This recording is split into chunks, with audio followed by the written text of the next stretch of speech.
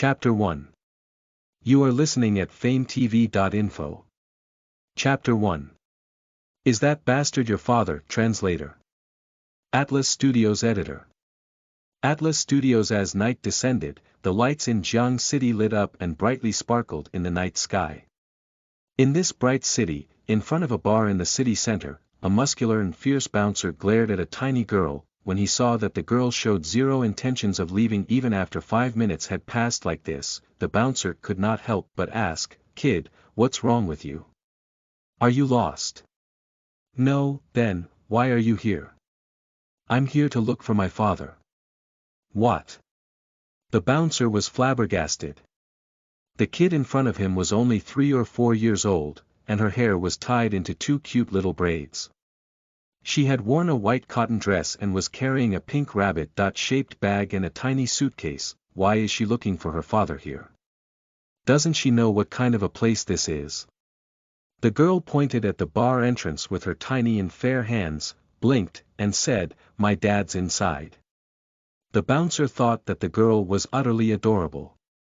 Her exquisite facial features and her cute voice melted his tough heart. He wanted to bring her home and raise her, but she had a father. "Are you sure that your father is inside? Why don't I bring you in to look for him?"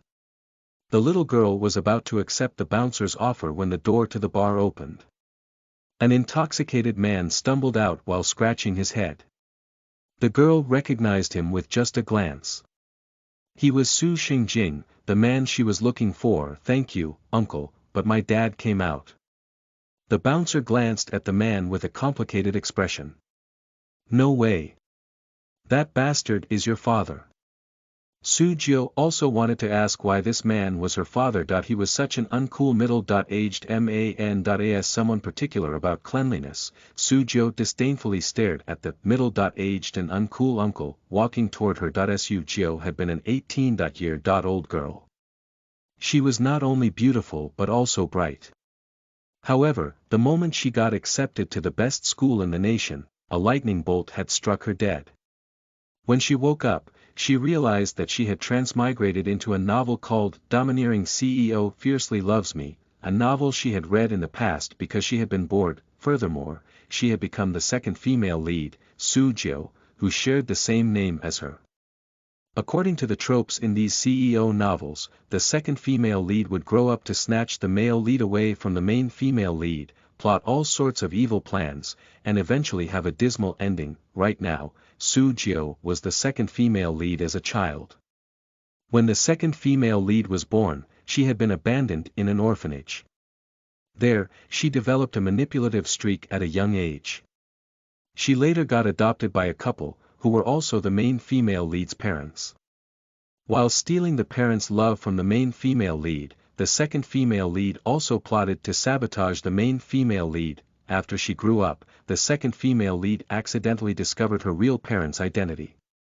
However, as her biological mother had mercilessly abandoned her at an orphanage, the second female lead harbored hatred for them. Her real father was poor and useless, so she refused to reconcile with them out of embarrassment.